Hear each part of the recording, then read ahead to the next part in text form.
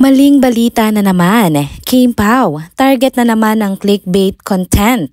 Bagong fake news kay Kim at Paolo, binasag ng netizens. Natural na natural, Kim at Paolo. Sobrang relax pero effortless ang chemistry. Grabe ang good vibes. Simpleng shopping lang pero naging kilig moment na naman. Tara, kwentuhan muli tayo.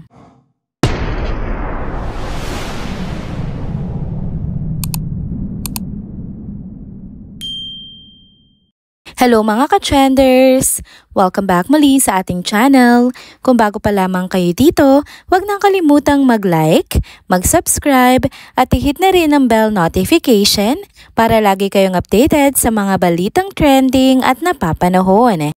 Marami na naman bagong fake news na kumakalat patungkol kina Kim Chiu at Paolo Avellino. At gaya ng dati, below the belt na naman ang isyong ginagamit para lang makakuha ng views at pansinin ang kanilang content. Ang kwento raw ngayon, di umano'y si Paolo Avellino pa ang dahilan kung bakit agad nalaman ni Kim Chiu na nauubos na ng kapatid niya ang lahat ng kanyang pinaghirapan. Pero obvious naman sa lahat na walang katotohanan ng ganitong klaseng balita. Isa lang itong imbentong istorya na ginagamit para pag-awayin at sirain ang relasyon ni na Kim ng kanyang pamilya at pati na rin kay Paolo. Kung tutuusin, matagal lang nakakaranas ng ganitong klaseng intriga ang Kim Pao. Simula pa nang lumakas ang tambalan nila sa teleserye at sa iba't ibang proyekto, sunod-sunod na ang fake news na ibinabato sa kanila. May mga kwentong pilit silang pinagtatapat, may mga gawa-gawang issue sa kanilang personal na buhay at ngayon naman pati pamilya ni Kim ay nadadamay na. Kaya hindi rin nakapagtataka kung bakit maraming fans ang nagagalit at nagsasabing mahina na talaga ang kita ng mga gumagawa ng ganitong content. Kasi kung totoo at may laman ng mga balita nila, hindi na nila kailangan gumawa ng kwento para lang makakuha ng pansin. Sa madaling salita, kahit fake, gagawin pa rin nila basta't may mapagkakakitaan. Pero kung pakikinggan natin ang fans at netizens, malinaw ang sentimiento nila. Una, wala talagang kinalaman si Paolo sa personal na problema ng pamilya Chiu. Hindi siya nakikialam at lalong hindi siya ang pinagmulan ng mga issue. Ang papel lang niya ay maging taga-suporta kay Kim. Kung may pinagdadaanan man si Kim, natural lang na nandyan si Paolo para damayan at pasayahin siya. Ikalawa, hindi rin dapat maliitin si Kim. Matagal na siyang nasa industriya at sanay na siya sa iba't ibang hamon. Marunong siyang makiramdam, marunong siyang magdesisyon at alam niya kung paano alagaan ang sarili at ang kanyang pamilya. Hindi kailangan ng ibang tao para sabihin sa kanya kung may problema dahil matalino at responsable si Kim bilang isang kapatid at bilang isang tao. At higit sa lahat, may pattern na talaga mga ganitong fake news. Ilang beses nang may kumakalat na maling kwento na pilit na pinag-aaway si Kim at ang mga taong malapit sa kanya, mapapamilya man, kaibigan o maging mga kasamahan niya sa industriya. At ngayon naman, ginagamit na din si Paolo para magmukhang may kinalaman siya sa isang bagay na hindi naman totoo. Kaya panawagan ng mga fans at supporters, tigilan na sana ang paggawa at pagpapakalat ng fake news. Hindi lang kasi ito simpleng kwento.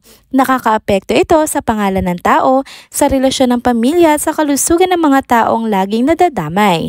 Ang ganitong maling balita kahit hindi totoo, kapag paulit-ulit na pinapakalat ay nagiging sanhi ng hindi pagkakaunawaan. Sa huli, malinaw na ang issue na ito ay walang basihan. Si Paolo ay walang kinalaman sa anumang problema ng pamilya Chiu. Ang totoo, isa nga siyang mabuting tao na laging andyan para kay Kim bilang kaibigan at partner.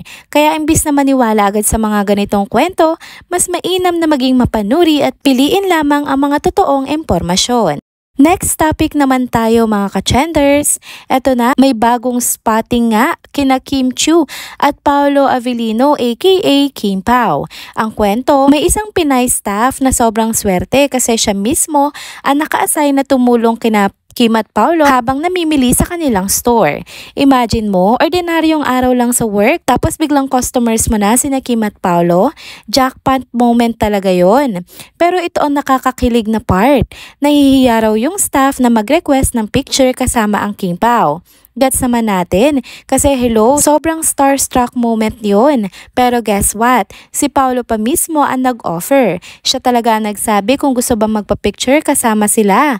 Ang bait, 'di ba? Kaya ayun, nakapagpa-picture si ate with Kim and Pao. At kitang-kita sa photo na super chill lang nila. Si Kim naka-white outfit, very fresh at blooming, simpleng-simple pero lutang na lutang ang ganda. Si Paolo naman, naka-blue na t-shirt, may cap at shades, pero relax lang at ang lakas pa rin ng dating. Kahit casual lang, sobrang effortless nilang dalawa. Nang lumabas nga ang kwento, ang daming netizens ang kinilig. Yung iba, sobrang naiinggit kasi ang swerte daw ng staff. Hindi lang niya nakita ang Kim Pao, nakatrabaho pa niya at nakapagpa-picture pa siya. May mga nagsabi na kung sila raw yung nasa sitwasyon, baka hindi na makapagsalita sa sobrang kaba at kilig. Yung iba naman, nakafocus sa kabaitan ng dalawa lalo na kay Paolo. Ang dami talaga natuwa siya pa mismo ang nag-initiate ng picture. Ibig sabihin, hindi lang sila approachable. Marunong din silang magbigay ng effort para mapasaya ang kanilang mga fans.